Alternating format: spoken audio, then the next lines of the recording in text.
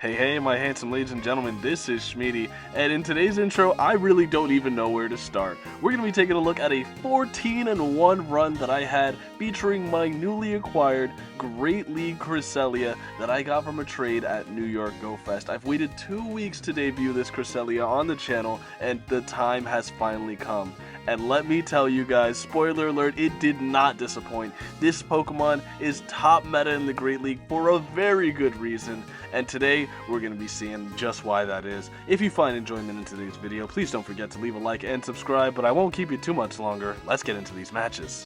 Kicking things off with game number 1, and I'm immediately not going to be having fun as Shadow Magnezone is going to lead into a Talonflame. This thing kind of beats the shit out of my whole team, can't even lie to you, but what I'm going to do is stay in with my Magnezone, and they are going to fire off energy. I have no reason not to shield whatever this is and fire off my energy in return. There's no reason not to Wild Charge here, and they bring in a Surfetched as their safe switch. Not entirely sure about that play, but in comes my Annihilate, and I really don't have to respect anything shy of a Brave Bird. Unfortunately for me, they do build up to a potential Brave Bird, and I'm going to call this. Honestly, you don't have the ball to send the bird. They get the attack boost though, oh no. But you know what, Annihilate was saying anything you can do, I can do better, so we're going to get the attack boost right back. But now, this double boosted Night Slash will be more than enough to KO my Annihilate, so I am going to have to respect it, and they do fire off the Night Slash. In comes the Talonflame, practicing optimal fast move timing, throwing 2 counters and then the Night Slash, and now I'm going to reach for another Night Slash, but just before I'm able to get there, the opponent knew to throw their energy or their Talonflame would be cooked. Flame Charge is going to be enough to KO, and here, forced to bring in the Cresselia and go for the Psycho Cut farm down, and we just get it. That is absolutely huge. In comes an Annihilate, but Annihilate's hopes and dreams are all over now, as Future Sight is going to be able to cleanly one-shot this Annihilate. GG's. I had thought we left this cringe Pokemon in the Great League Remix Cup, but it's going to be Shadow Magnezone into an Alolan Ninetales. They're not even Shadow. Anyway, they are going to save switch immediately into their Poliwrath, and I'm going to counter switch with my Cresselia. Debatably, probably should have brought in my Annihilate here. Yeah, I don't even have anything else to say there. Probably should have brought in my Annihilate. Nevertheless, we are going to build up to the back-to-back Grass Knots and fire off the Future Sight. I'm pretty convinced that a Grass Knot may have been enough to KO here, but that's fine. If it's worth killing, it's worth overkilling, and in comes the Alolan Ninetales. We're going to fire off a Grass Knot bait onto the Ninetales, see if we can grab a shield off of them. Unfortunately, they don't bite. So, I am going to build back up to my Future Sight, trying to throw on good timing here, and I do. Future Sight onto the Alolan Ninetales will do a solid amount of damage, and they are going to no-shield it, knowing that it is useless into the Magnezone in the back. Speaking of Magnezone, all I have to do is just bring them into this Shadow Alolan Ninetales. That'll be more than enough to get them right out of there. Gonna bank the move, bring in Ape, and this trainer has had enough. Alright, now into this next game, it is going to be Shadow Magnezone going up against a Dragonite. Honestly, I think I'm pretty comfortable just staying in here and playing this out. I am going to hope that they throw an alignment. They do not. This is enough for a superpower, and they're more than likely going to bait me with a Dragon Claw here. Yeah, I saw that coming at the time, and I saw that coming right there, but it's fine. They are going to safe switch into an Umbreon, but I just have 2 Wild Charges. Umbreon is not safe at all right now. I fire off 1 Wild Charge, switch into the Annihilate, and this could very well be a Psychic, but I've already expended a shield, and a Psychic wouldn't one-shot me here. So I am just going to commit to the counter down with the Annihilate, but Umbreon is going to be able to make a last-second move, literally on 1 HP, but that's fine. I'll no-shield this as well, and now, whatever comes in, I have residual energy for. It is going to be the Dragonite coming back in, and I'm just going to fire off this Night Slash. They don't have enough energy for another move, and I'm going to build up to another Night Slash. I don't think they were expecting me to get this move off, so now Dragonite is either going to have to go down or give up that final shield. They opt to go down, and it is an Empoleon in the back. But with Magnezone having a Wild Charge banked here, yeah, we're just going to bring him right back in and bait with the Mirror Shot for some reason. Really not entirely sure about this play. This is an ill-advised play. Do not do this. Anyway, we're going to build back up to the Wild Charge, fire it off onto the Empoleon, and now they know exactly where to use their shield. They are going to shield this up, and I'm just going to immediately pivot into my Cresselia here. and I know Cresselia can easily live 2 moves from the Empoleon here, and they are going to fire off some energy. It's a Drill Peck for some reason, not entirely sure about that play, but now from here I know that I can live a Hydro Cannon, so you're just going to see me no shield. This is a CMP tied to the Grass Knot. Empoleon will not be able to live a Grass Knot from this range, and this game is over. GG's. What is the lead luck I'm seeing in these games? Shadow Magnezone into a Swampert. I've not seen anybody use Swampert in the Open Great League for like 10 seasons, dude. Get with the times, old man.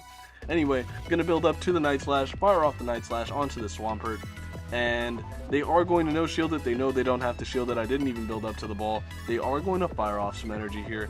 I think a Quake would come pretty close to KOing, but I don't think they're going to send the Quake. So I am going to no shield. It is just a Hydro Cannon, and they are at another Hydro Cannon.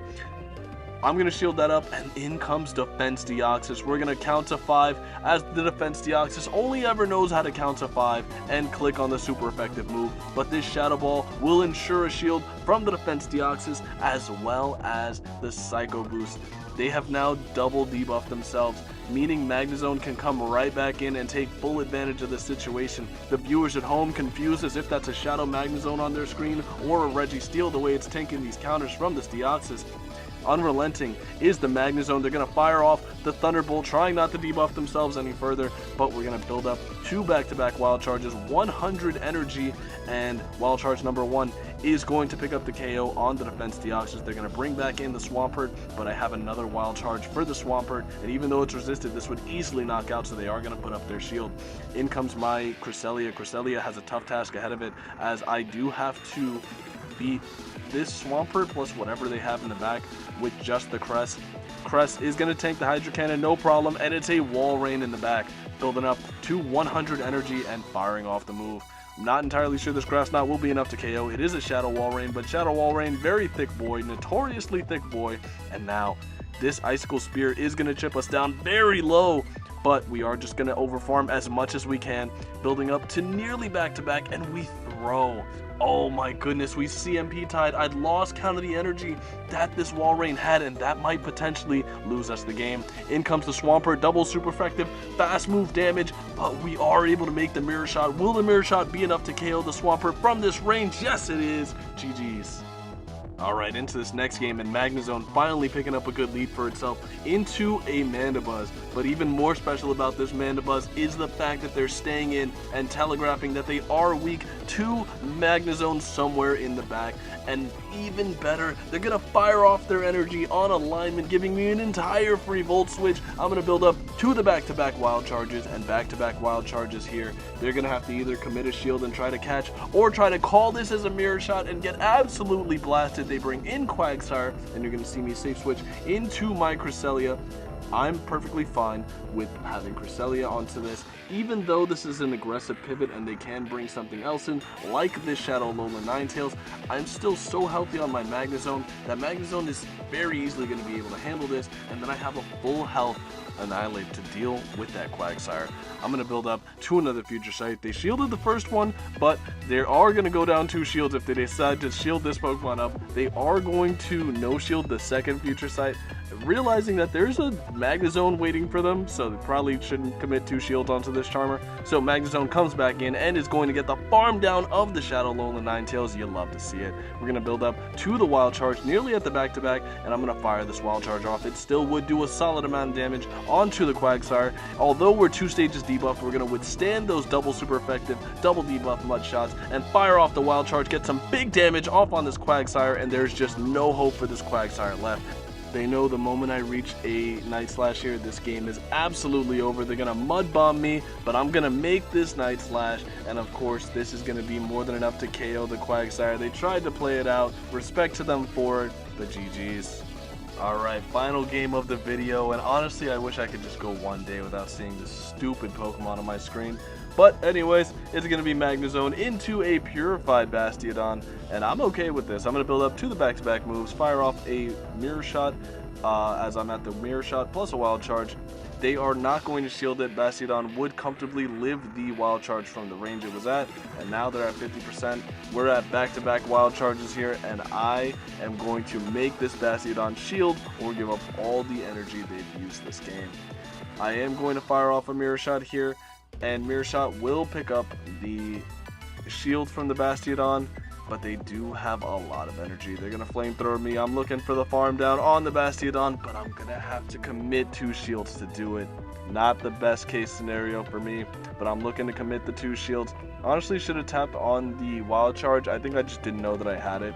So, tap on the Mirror Shot on the incoming Dragonair. Still does a lot of damage to the Dragonair, and they are going to easily farm me down.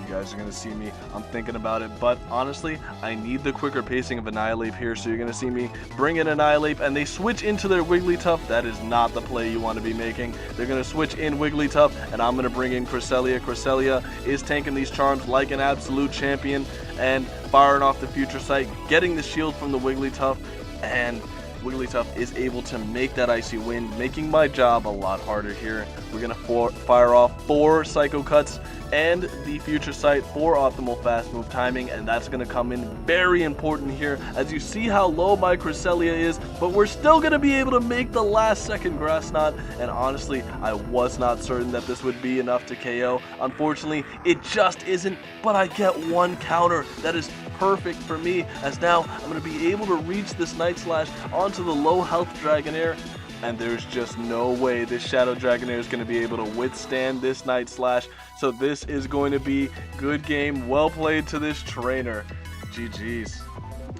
And for a little bit of a bonus at the end of this video, you are going to see me do a little bit of flexing here. We get the 5-0 set. Had to show it off for the video. And Phalanx, please remove this from catch rewards. Shadow Magnezone has more than proved itself to be a very good pick in the current Great League meta, but I did want to say there is a stronger variant of this team that I just believe to be straight up stronger than the one I showcased, and I saw its actions video slightly after getting this 14-1 run with this team, and I was just like, wow, that's just my team but kind of better. And it's the same team, but instead of Annihilape, it is a Gligar safe switch. So you're not safe switching the Cresselia, you're safe switching the Gligar, and that team just feels like they has a whole lot more flexibility. I may even run it myself if there's any interest in it. But all that being said, thanks again so much for watching. This has been Shmeaty. Hope to see you guys again next time, and have a good rest of your day. Bye.